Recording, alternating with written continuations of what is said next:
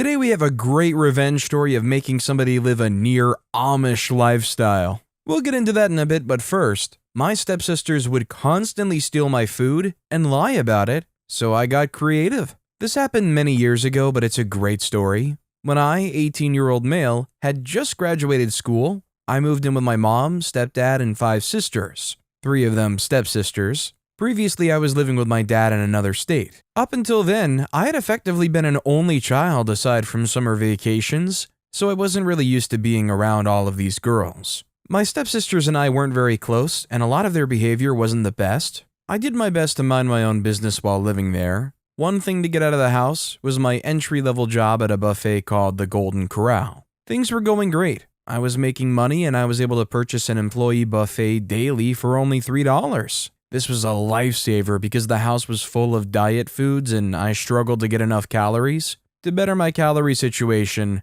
I would fill a giant cup with soda and bring it home and store it in the family fridge. The soda didn't stay in the fridge, someone was sneaking into it. It didn't take long to realize that someone was taxing my soda, as it would go from 80% full to maybe 30% full after a single day. I confronted my sisters on this when they were together one day, and all of them, with big smiles, vehemently denied any soda drinking. I left feeling like they were really insulting my intelligence and laughing at me behind my back. The behavior continued for a few more days. A few days later, when I brought home a giant soda and I drew all over it with a Sharpie, skull and crossbones, poison, do not drink. Then I dumped some out and peed in the cup before putting it back in the fridge. It was one of those stinky yellow dehydrated peas. The next day, I was not disappointed. Like a mouse in a trap, only about 20 to 30% of the contents was left in the cup. My sisters, 16-year-old female, 16-year-old female, and 19-year-old female, were sitting in the kitchen smirking at me as I checked the cup. I can still see their smiling eyes in my mind's eye. They were picking on me and they loved it. Did you ladies drink any of my soda? Brianna, 19-year-old female. No, she said with mock innocence through a big smile. My other stepsister is trying to suppress a giggle. Oh good, that would be really gross if you did. I tried to warn everyone not to drink any with all of the labels and everything on the cup. I showed them the skull and crossbones. Worried looks, they have nothing to say. Yeah, someone has been stealing my soda, and I'm not sure who it is, but I'm glad that it's not you ladies because I peed in this one. Immediate outrage from both stepsisters. Brittany, 16-year-old female, said, "That's so gross! You're so gross! Why would you do that?" Her face was the picture of true horror and disgust. I said, "Not sure why you care. You already said you didn't drink it.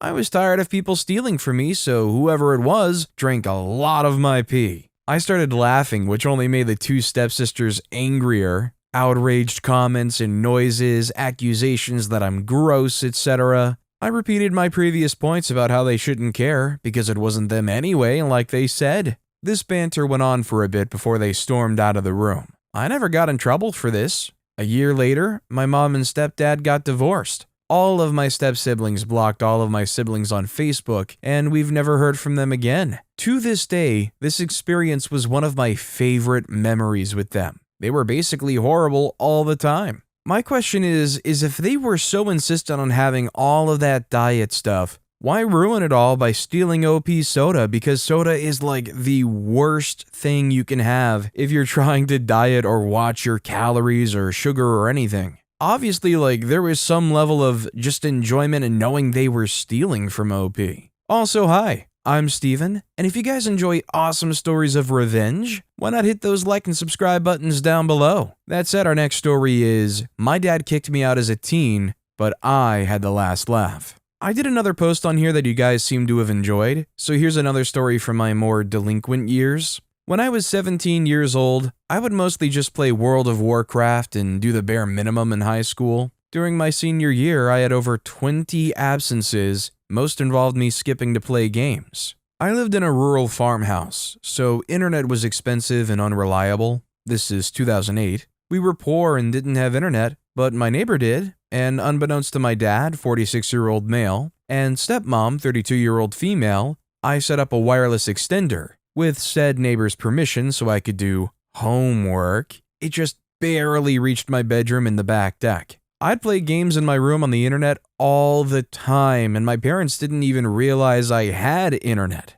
They just figured that WoW was another non-internet game, and I didn't enlighten them. As I got close to graduation, I did some self-reflection and decided to give video games up. I'd given them up for an entire week and was so proud of myself that I decided to open up to my father and tell him about my progress. I told him that I had internet for over 6 months and that it reached my bedroom. I didn't mention the extender. My dad, 46-year-old male, was not pleased that I'd been playing this many games under his nose. Up until then, he was a fairly absentee parent, but then he wanted to lay down the law, and he demanded to take permanent possession of my laptop so he could sell it and presumably cut me off of any future gaming. This felt unfair to me because the laptop was a gift from my grandmother, and I couldn't afford to replace it. He also wanted to drive me to and from school, where I previously had a lot more freedom on a bike. I was almost 18 years old and felt like I'd taken care of my own problem and didn't need this.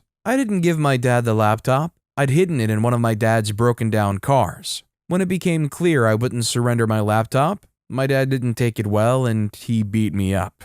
Not a great memory. I moved out to my friend's house a few farms over to finish high school. His parents were super supportive. They didn't like my dad much. I wasn't welcome back at my dad's house. On one occasion, when I saw my dad and stepmom's car gone, I snuck into the house to get my things. My stepmom had already packed up my room into neat boxes. Weirdly, I noticed that my dad's entire computer setup was on the house's back porch. He was using the internet. No doubt for adult entertainment, he had a huge issue with that, behind my stepmom's back. On my way out, I walked to the edge of the property where the wireless extender was, and I took it with me. He didn't even know about it anyway. When I finally did talk to my dad 8 months later, he asked if I knew how to fix the internet. I just love the absolute dumb logic behind the father here, where you go to your father and you say, "Hey, I had this addiction to gaming. I finally quit it and I've stopped gaming." And OP's met with, "Stop gaming, you can't game anymore." It's like, yeah, I just said I stopped doing that. This next story is, my boyfriend tried to cheat on me, so I sent his sister a message and his mom a letter. I was with him for half a year, and it was clear he was going to have to go abroad for work for 10 months, and he was the first one to say he wants to get through it together as a couple. He told me how much he loved me and everything that was amazing about me all the time. He took me to his sister's wedding and generally involved me with a lot of his family and always showered me with love and affection. I thought he was super committed until a couple days after we kissed goodbye at the airport and started long distance. I was preparing a very elaborate, thoughtful gift for which I needed to read our first messages again, so I downloaded Hinge again and saw that he updated his profile and was looking for women in his area on there now. I confronted him and he confessed and gave me all kinds of crappy excuses, so of course I dumped his butt. I didn't want him to do this to me with no consequences though. I messaged his sister on social media to ask if he'd been cheating on me back home already, respectfully, while in reality I just used the message as a way to let her know he was trying to cheat on me over in Dublin. Then today I sent a letter to his mom telling her it was a pleasure to meet her and the family, as they're all very warm, friendly people. Which is true, especially she was a sweetheart and she absolutely adored me and seemed to be as convinced as I was that her son was serious about me, and that I think it's unfortunate that things didn't work out between me and her son due to his infidelity, but that I wanted to thank her for the warm welcome into the family and wanted to properly say goodbye with this letter. I know he's probably going to try to twist the whole thing around, but I have a tiny bit of hope that she'll believe me and that he's at least going to get into a bit of trouble with his family there, since they all really like me and him ruining this so fast is too low of a blow to ignore. I may also drive to his grandma's to drop off some of his stuff he left me, since he stores all his stuff at her house while he's gone. And I may or may not slip that info in the conversation when I give her the stuff. I mean, you want to get some great revenge against some people who seem like they don't care? If they care about their relationship with their mom, letting their mom know what happened is a great way to do it. Our next story is, want me to pay for a service I will not receive? About 5 years ago, I married the love of my life. One of the plans for our honeymoon involved this full spa day at this cute little ma and pa place in the town we were staying in. I was hesitant to book it because it was a pretty big splurge for our budget. However, it was our honeymoon, so what the heck? It's worth the memories. Spa day rolls around. Probably should have confirmed the calendar the night before, but I already knew the appointment was for 11 a.m. I now have to admit, this was a today I freaked up. Anyway, we wake up and slowly start to get ready, then my calendar reminder goes off at 10 a.m. saying our spa appointment is now starting. Okay, my bad, but honestly it isn't the end of the world. The whole thing was supposed to take 6 hours and we're staying 5 minutes down the road. We can be out the door in a minute or two. I call the spa and Karen answers the phone. I give her my info and ask if we can still come in and just skip the first 30 minutes of our massage. Karen tells me there's absolutely no way we can come in late to an appointment. Their therapists are on a tight schedule and there isn't any way they can accommodate our poor planning. Yes, she said that. My polite pleas fell on deaf ears. On top of that, Karen also said that the card I would put on file would still be charged for the full day. My new wife and I had to accept that there wouldn't be a spa day on our honeymoon. We were going to attempt to make the most of it anyway. We were optimistic as we were still in a tourist town. We just had to keep in mind whatever we did would add to our budget. That was until the spa called us back about 20 minutes later. I said, "Hello?" Karen says, "Hey, this is Karen again. The card you used to book the appointment was declined. In order for us to pay our masseuses, I need another card to charge the pre-booked appointment."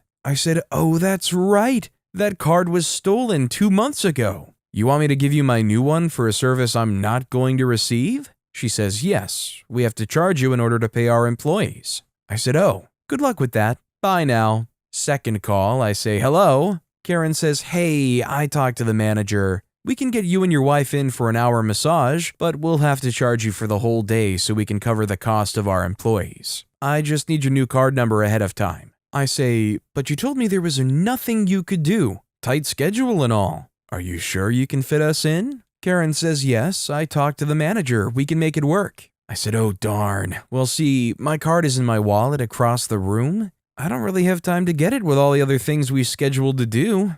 Goodbye." They called back 2 more times, then left a message saying we could have the rest of the whole spa day, but I was unable to answer. I was too busy having a blast at the zipline park we attended with our saved cash. I mean, I get it if this business wants to be stingy as all heck and say, "Well, you missed your appointment, therefore we can't do anything, and we're also still going to charge you." Obviously wouldn't get repeat business, but I guess it doesn't matter when you're in a tourist area. But I'll tell you one thing, if almost anybody were in OP's position where they call up and say, "Well, your card declined, can you give us a new one?" Almost anybody in that position would be like, click, not even hear them out, just block their number. Run off into the sunset laughing. This next story is, got my crappy roommate hundreds of red light tickets. Back in the early 2000s, I was in college. I had a roommate that was like my best friend. Until I caught him stealing from me, and then pieced together that he was behind previously undetermined disappearances of items in the apartment over the years. I felt so betrayed and the evidence was ironclad.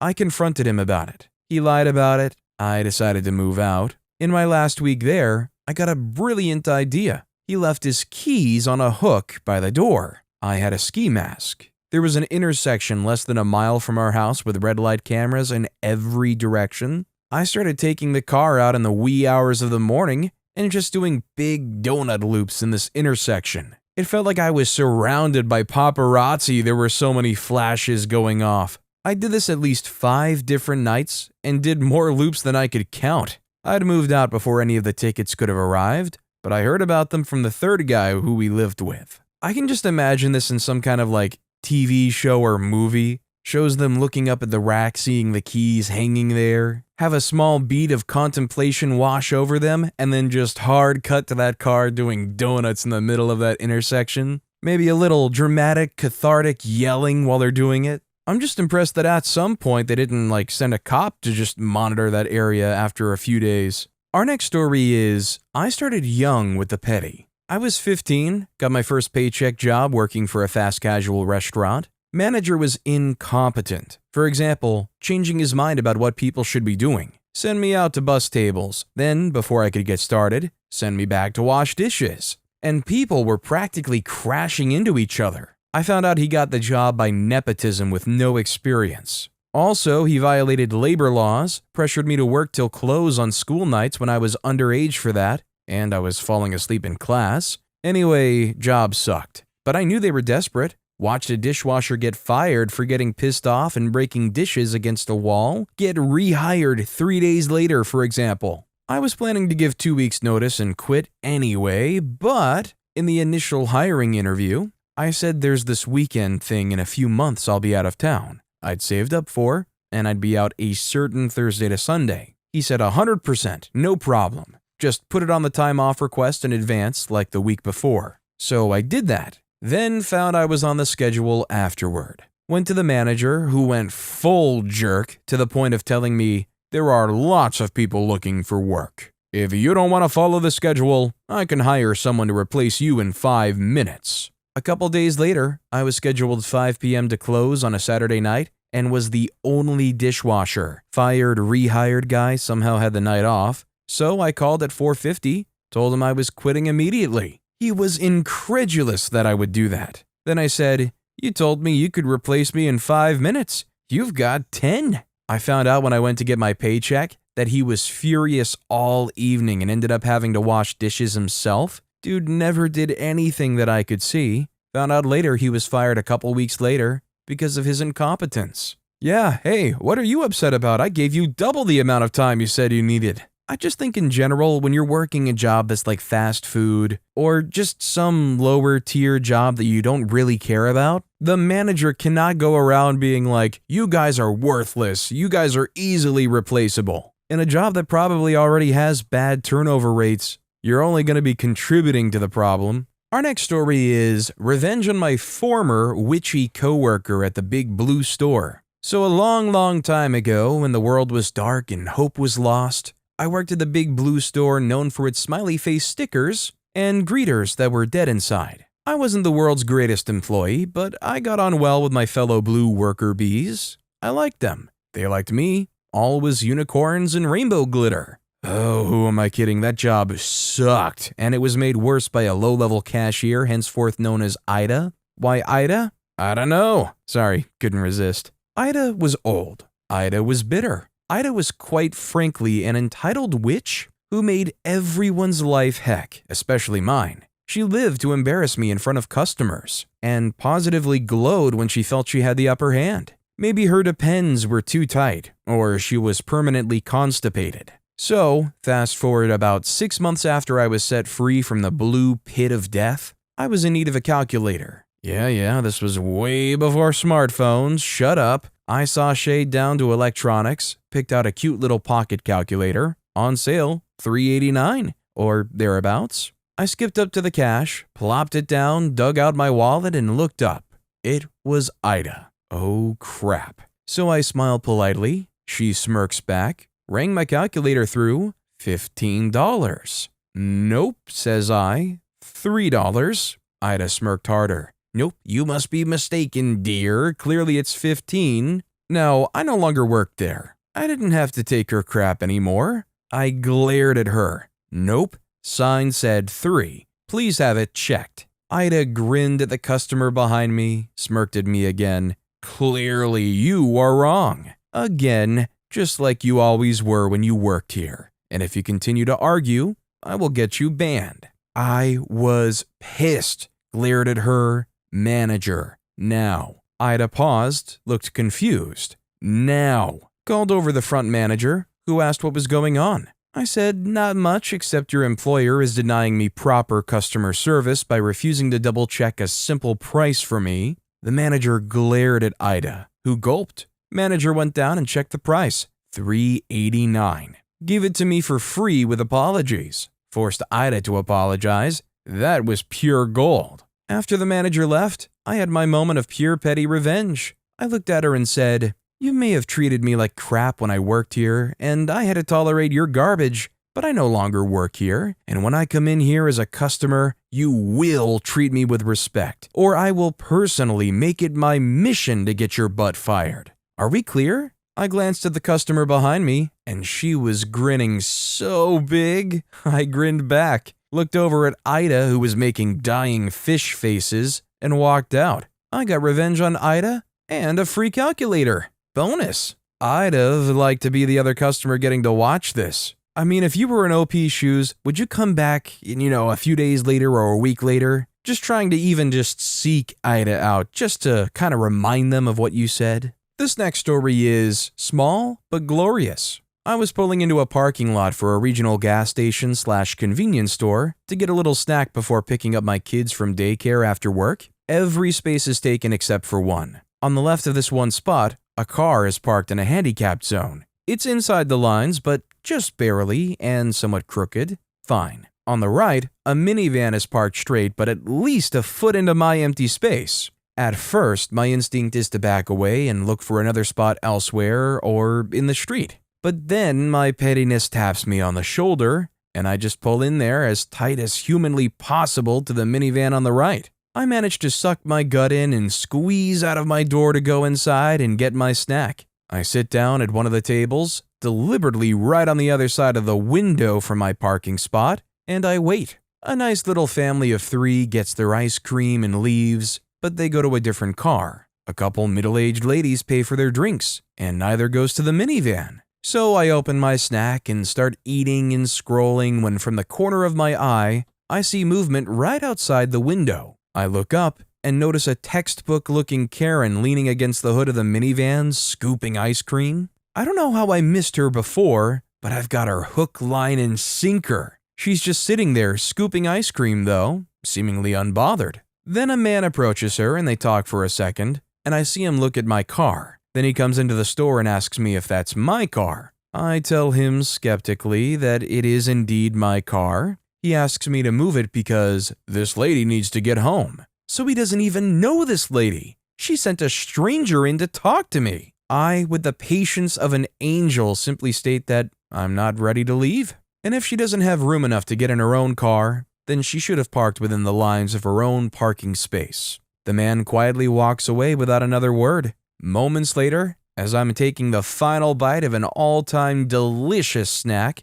the woman sheepishly opens the sliding rear passenger door of the van and crawls through to the driver's seat. I smile to myself. Now I'm ready to leave. A good day. Somebody who's petty enough should wait until literally they're starting to go in reverse to exit the door and walk up to that car. Just make it the most frustrating experience possible for this person. This next story is little sister calling me a parasitic leech. Enjoy the Amish lifestyle. I'm 28 years old and live in a small town where there's a lack of jobs. I moved back in with my parents since we have a good relationship. I buy all the groceries and pay some of the bills. My little sister, 16, however, was not happy. She was saying that I should be a man and move out again. A few weeks ago, however, she started continuously calling me a freeloader and a parasitic leech. My parents are anti-tech. They're not a part of a religious cult, they just avoid tech and live a simplistic life. The only modern tech they use is a laundry machine, a car, a flip phone, and a TV. They don't, however, take away our gadgets if we paid for it themselves. When I turned 18 and was looking for my first job, I had to handwrite a resume since we didn't have a computer or a printer. It's impossible to get a job while still in high school because of the small job market in our town. Now, my little sister was lucky. I bought her a PC, a smartphone, and a data mobile plan since she was a young child, yet she was continuously calling me a parasitic leech. Eventually, my little sister's constant name-calling got on my nerves, and I came up with a plan. I simply repossessed all of my belongings a few days ago. Now she is having the same childhood I had. Oh, and she stopped with the name-calling. Enjoy the Amish lifestyle, little sis. Edit, the smartphone and data is under an installment plan, and the PC was ordinarily kept in the living room and shared between my sister and I before I moved out. I didn't steal anything. You gotta love how when something like this happens and you take your stuff back because you're done putting up with somebody like this, all of a sudden the name calling goes away. All of a sudden they're so apologetic and nice and, oh, I didn't mean it, I'm sorry. Yeah, well, I'm sorry that you're not going to enjoy your smartphone anymore. Our next story is Nanny Petty. This happened a few years back, but I still think about this jerk mom and get annoyed. She was a wealthy WASP mom in New York City, living in an expensive apartment in Chelsea. I was hired as a nanny for her 2-year-old daughter, who I genuinely did adore. The mom and the dad were both child psychiatrists, which is honestly so bizarre because I wouldn't trust any child's development with this woman. She was super neurotic, passive-aggressive, judgmental, and snobby. She was always watching us on the multiple nanny cams in the apartment and constantly texting me about little things she didn't like. For example, her entire living room was decorated in expensive white and glass furniture. If the kid as much walked through there, she would send me a crappy text.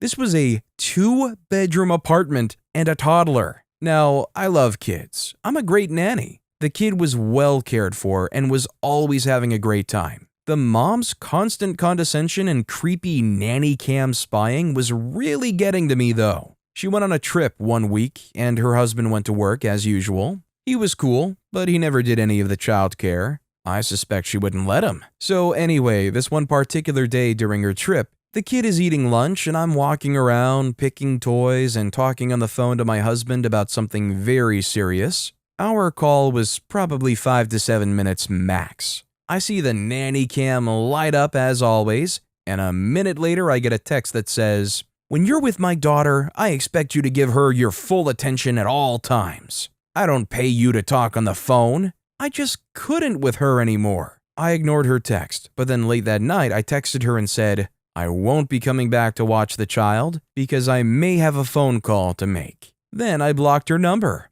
Her husband probably had to call out the next day, plus they were left without childcare the rest of the week, and she had to explain to him why I quit so abruptly. I'm certain she was furious, and I get so much satisfaction to think her vacation was ruined. Maybe not the most exacting revenge, but it felt good at the time. She sucked. Obviously, if you're paying somebody to be a nanny, you don't want them to be constantly on their phone, but God forbid they call somebody or they talk to somebody for a brief moment. I mean, you can do that while watching a kid, and obviously it was in a very serious moment, which I think is more than understandable. Definitely, it seemed like this parent did suck to work for. But with that being said, that's all the time we have for today. Now, if you want to hear another awesome revenge story, check out that video on the left. Or if you missed my latest video, check out that video on the right. That said, I'll see you all next time with some more stories.